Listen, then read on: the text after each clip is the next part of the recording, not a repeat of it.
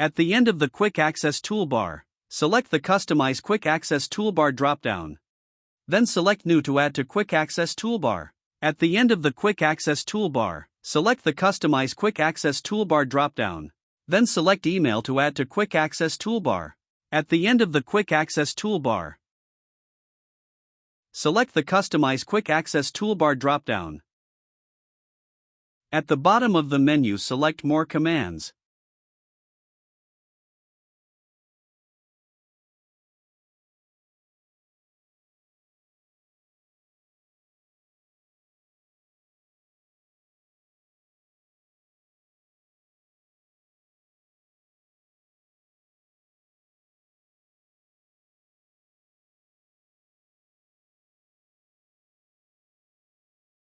From the column on the left, select Fill Color.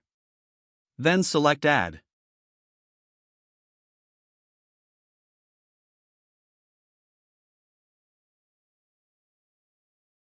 From the column on the right, select Email. Then select Move up until email is at the top of the list.